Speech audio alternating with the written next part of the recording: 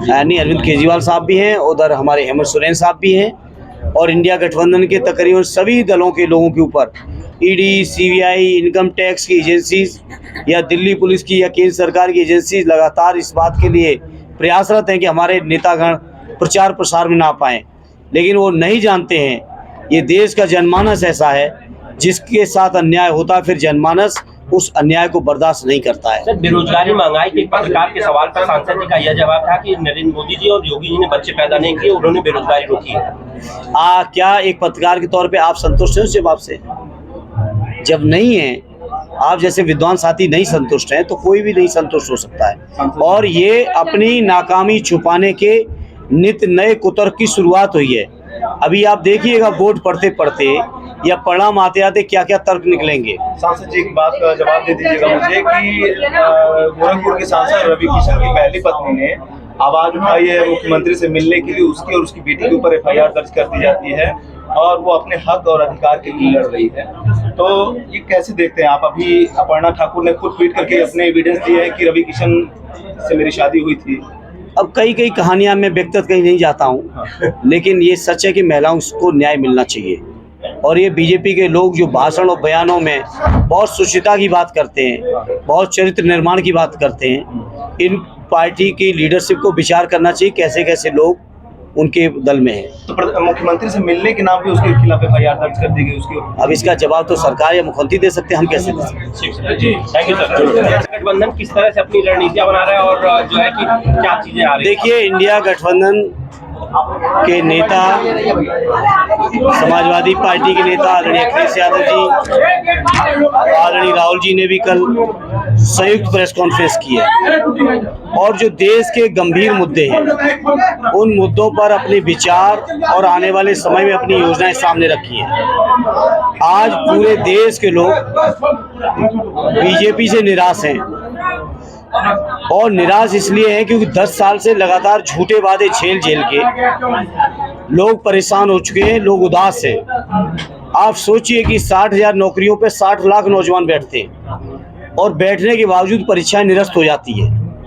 अग्निवीर की योजना, जहां हम लोग फौजी भाइयों की नौकरियां लगती थी, उनका पूरा जीवन सुरक्षित होता था, आज केवल 4 साल के अंदर उनका जीवन असुरक्षित है। उनके अंदर वो जो मनोबल होना चाहिए, जो एक सिक्योरिटी फीलिंग होनी चाहिए, वो आज नहीं है। हमारे सैनिकों के अंदर भी नौजवान परेशान है, किसान आज आत्महत्या कर रहे हैं, आंदोलन में उनकी हत्याएं हो रही हैं, उनके ऊपर गाड़ियां चढ़ाई जा रही हैं। इस तरह से पूरे देश के लोग, समाज का हर वर्ग परेशान है। हमारे छोटे व्यापारी इस बात से परेशान है, कुछ उंगली भर चुनिंदा उद्योगपतियों के अलावा ये सरकार किसी के हित की योजनाएं नहीं बना रही है। लगातार आपने देखा कि बीजेपी के लोगों ने किस कदर बड़े बड़े उद्योग घरानों पे छापे मरवा के ईडी, सीबीआई, इनकम टैक्स के छापे पड़े और 10 दिन, 5 दिन, 15 दिन के अंदर सैकड़ों करोड़, हजारों करोड़ बीजेपी को चंदा मिलता है। तो आज पूरा देश परेशान है।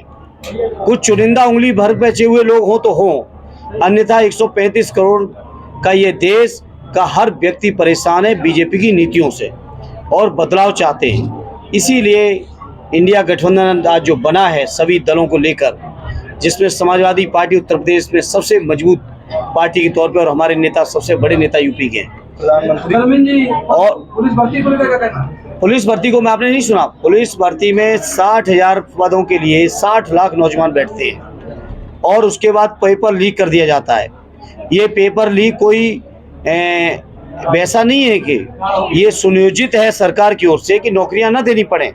और नहीं तो आज तक बताओ, बाबा जी हर भाषण में कहते हैं बुलडोजर, आखिर 60 लाख नौजवानों का भविष्य दांव पे लगाने वालों के ऊपर आज तक एक भी बुलडोजर चलाए क्या? और नहीं चलाए तो सरकार पूरी तरह से शामिल है इन चीजों में। सर, युवाओं को किस तरह से आधार मिलेगा? 100% मिलेगा और इंडिया गठबंधन ने करके दिखाया है। आदरणीय अखिलेश यादव जी उत्तर प्रदेश के मुख्यमंत्री थे, मुझे एहसास है 7-8 लाख नौजवानों को रोजगार देके दिखाया था। जिन नौजवानों को रोजगार नहीं दे पाए तो उनको बेरोजगारी भत्ता दिया था, हर तरह से रोजगार देने का प्रयास किया था। और आज भी जो हमारे इंडिया अलायंस का जो वादा है 30 लाख सरकारी खाली पड़े जितने भी पद हैं उन सभी पदों की भर्ती शीघ्र अतिशीघ्र की जाएगी। ये तमाम मुद्दे आपके सामने हैं। पहले फेज का चुनाव हो रहा है, हाँ, कल है। उसको लेकर किस तरह से चीजें अब आपके बहुत ऐतिहासिक परिणाम आ रहा है। जिन सीटों पे हम लोग कभी अच्छा नहीं भी कर पाते थे, आज वो सीटें जीत के आ रहे हैं। तो क्या कांग्रेस गठबंधन का और जो इंडिया अलायंस हुआ है उसका लाभ मिल रहा है? आज स्वाभाविक है, लाभ मिल रहा है। और कल पहले चरण के मतदान के बाद जब आप उस इलाके के लोगों से बात करोगे तो मुझे यकीन ये है कि पहले चरण से अपना आजमगढ़ आते आते तो छठा चरण होगा, ये आजमगढ़ आते आते तो आंधी बन चुका होगा इंडिया गठबंधन के पक्ष में। प्रधानमंत्री जी टीवी चैनल पे बोल के गए हैं कि ये इलेक्टोरल बॉन्ड को लेकर के पारदर्शिता है पब्लिक में, हमने इसलिए चंदा लिया और ये सारी प्रक्रिया को लेकर के आया, और एक तरफ सुप्रीम कोर्ट ने बैन भी लगाया था। तो ये इसको किस तरीके से देखिए, अगर पारदर्शिता की इतनी नियत होती तो माननीय सर्वोच्च न्यायालय को दखलंदाजी की आवश्यकता नहीं पड़ती। प्रधानमंत्री जी तो बड़े अजीब आदमी है ना, वो अगर मान लो सर्वोच्च न्यायालय के आदेश पर ये चीज़ें ओपन हुई, उसमें भी आप नहीं जानते कि हम नहीं जानते बैंकों ने कितने बहाने बनाए। बताओ, स्टेट बैंक ऑफ इंडिया ने बहाने बनाए कि नहीं बनाए? शेयर नहीं कर रहे थे। अब बताओ, वो बात सच है कि प्रधानमंत्री जी कह रहे ये बात सच है? तो जी बात अगर सर आजमगढ़ की जाए, ईवीएम का जो अभी वो हुआ है, उसमें कोर्ट ने आदेश दिया है चुनाव आयोग को कि ईवीएम को ठीक किया जाए, सारे वोट किसी एक पार्टी को जा रहे हैं। यहाँ किस तरह से देखते हैं? ईवीएम को लेकर समाजवादी पार्टी पहले दिन से कहती रही है कि ईवीएम पे लोगों का विश्वास नहीं रहा। जिन चुनावों में हम लोग जीते, उन चुनावों को जीतने के बाद भी हम लोगों ने यही कहा कि ईवीएम को बदलना चाहिए। जिन देशों में ईवीएम बनी थी या टेक्नोलॉजी में जो देश हमसे बहुत आगे हैं, वहाँ भी बैलेट से चुनाव हो रहा है, वहाँ के लोग भी ईवीएम पे भरोसा नहीं कर रहे हैं। तो जब वहाँ के लोग नहीं कर रहे हैं तो हमारे देश में तो सवाल ही नहीं, और पूरे देश के जनमानस का ईवीएम से ऊपर भरोसा उठ चुका है। सर बात आजमगढ़ की जाए तो समाजवादियों पर बड़ा आरोप लगाते हुए दिनेश जी ने अब शब्दों का प्रयोग करते हुए भगोड़ा तक आपको और राष्ट्रीय अध्यक्ष जी को कह दिया, वही वकीलों को गुंडा कह रहे हैं। अब इन सब बातों पे हम क्या बताएं? अब 25 मई को जनता बता देगी और 4 जून को परिणाम सुन लेना। इससे ज्यादा मुझसे कुछ न कहलवाओ। सांसद जी एक सवाल का जवाब दे दीजिए।